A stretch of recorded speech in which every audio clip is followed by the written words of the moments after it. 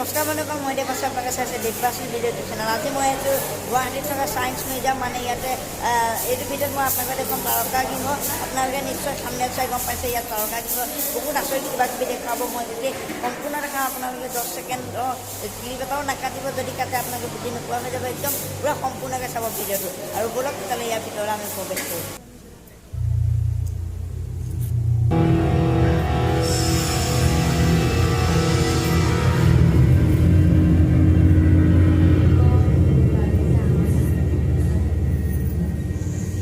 सूरज की खोज।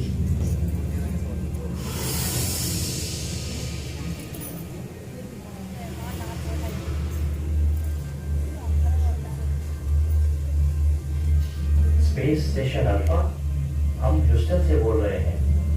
कोलोराडो के अंतरिक्ष मौसम केंद्र ने हमें बताया है कि सूरज से एक CME पृथ्वी की ओर आ रही है।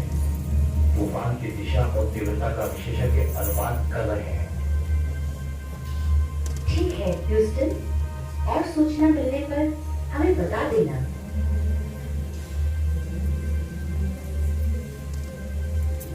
हमारा निकटवर्ती तारा है हमारा सूरज, जो पृथ्वी पर जीव जंतुओं के लिए प्रकाश और गर्मी प्रदान करता है।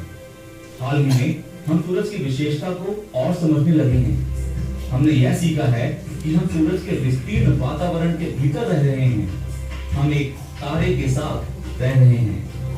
सूरज पृथ्वी पर जीवन की पुष्टि करने के साथ साथ जीवन के लिए खतरा भी है।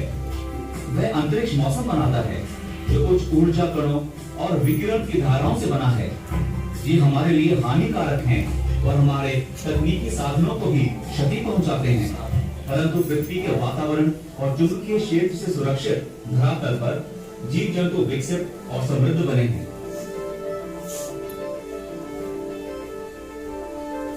सूरज का उद्भव तब हुआ जब अंतरिक्ष में तैरती धूल और गैस गुरुत्वाकर्षण के कारण इकट्ठा हुए। समय के साथ दबाव और तापमान बढ़ता गया। जब दबाव और तापमान एक परती से ऊपर उठे, तब संलयन अथवा फ्यूजन नामक प्रक्रिया सूरज के आंतरिक भाग में शुरू हुई। संलयन की प्रक्रिया में हाइड्रोजन जैसे हल्के परमाणु जुड़कर हीलियम जैसे परमाणु बनते हैं और इसके दौरान बड़ी मात्रा में ऊर्जा उत्सर्जित होती है।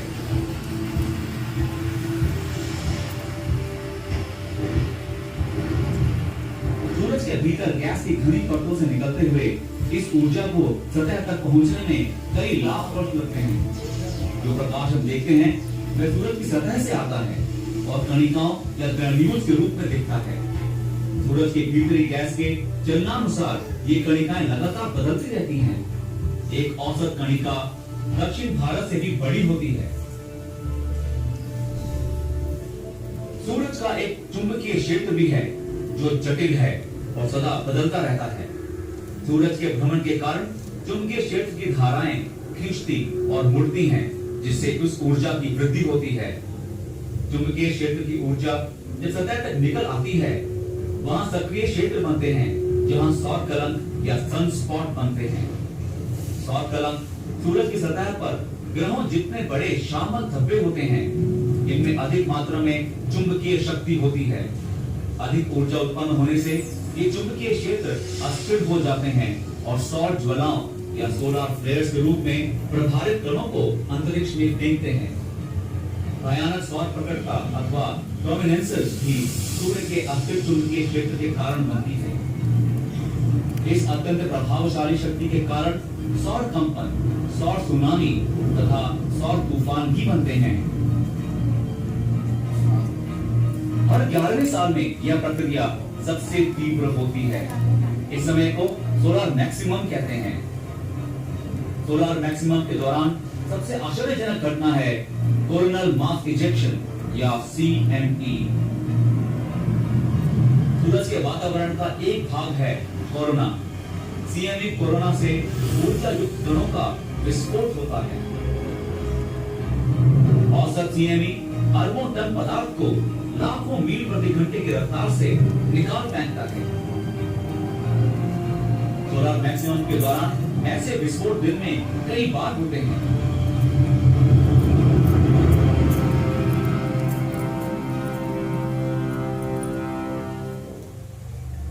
जब एक सीएमए का विस्फोट पृथ्वी की दिशा में होता है तब उसके परिणाम शानदार और खतरनाक दोनों ही होते हैं। पृथ्वी पर हमारा वातावरण और चुंबकीय क्षेत्र हमें इन खतरनाक परिणामों से बचाते हैं। सीएमई में भी शक्तिशाली चुंबकीय क्षेत्र हैं। पृथ्वी के चुंबकीय क्षेत्र के साथ इसकी मुठभेड़ से अंतरिक्ष मौसम बनता है।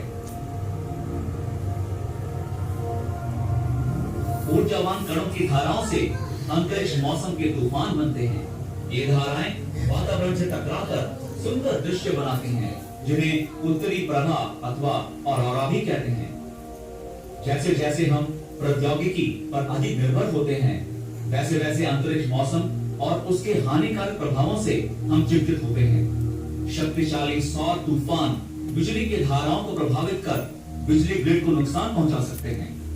गंभीर अंतरिक्ष मौसम दूरसंचार उपग्रहों को बाधित कर सकता है।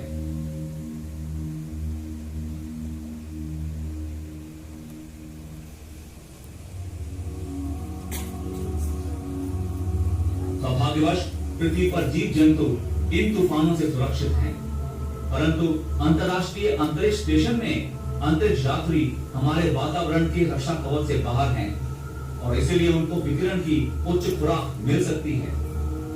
सौर तूफानों में अंतरिक्ष चहलकदमी रद्द कर दी जाती है ताकि खगोल यात्री अंतरिक्ष स्टेशन के भीतर सुरक्षित रहें।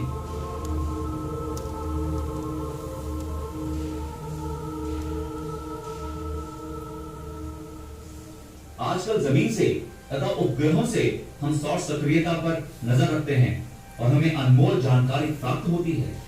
सूरज पर वैज्ञानिक विशेष ध्यान देते हैं और गंभीर अंतरिक्ष मौसम उठने पर हमें चेतावनी देते हैं।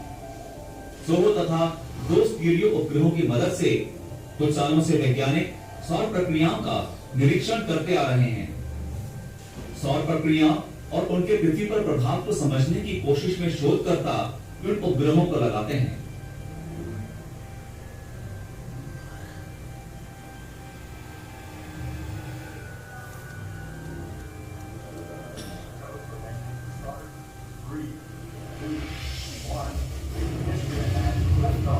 सन 2010 में नासा ने सोलर डायनेमिक्स ऑब्जर्वेटरी अथवा एसडीओ को अंतरिक्ष में भेजा।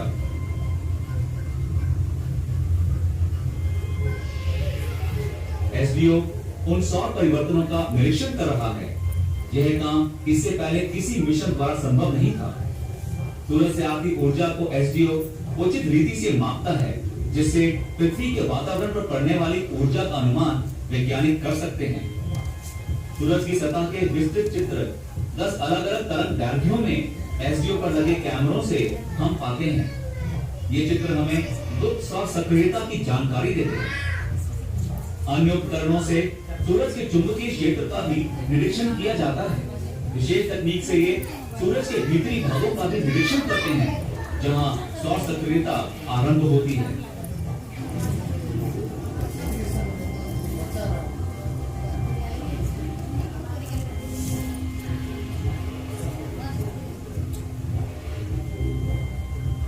एसडीओटी यह मानती है कि इन अन्वेषणों से सौर प्रक्रियाओं को हम बेहतर समझेंगे, जिससे भावी सौर सक्रियता की भविष्यवाणी करने में विशेषज्ञों को मदद मिलेगी।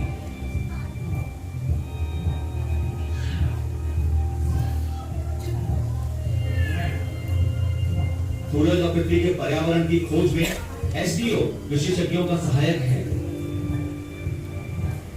एक तारे के साथ जीने में यह हमारी सहायता करता है।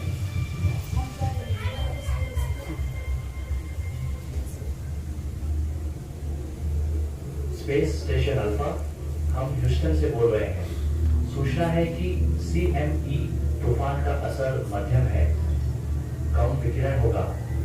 एक दिन के लिए सावधान रहिए और जानकारी मिलने पर हम आपको बताएंगे। एक बात और, इस तूफान से आपको एक अच्छा परिणाम भी है। क्यूपोला खिड़की से बाहर देखिए। ठीक है ह्यूस्टन। वाह, हम हरे ऑरोरा के ऊपर से और लाल ऑरोरा के अंदर से जा रहे हैं। ऑरोरा और पृथ्वी को अंतरिक्ष से देखना कितना रोमांचकारी है।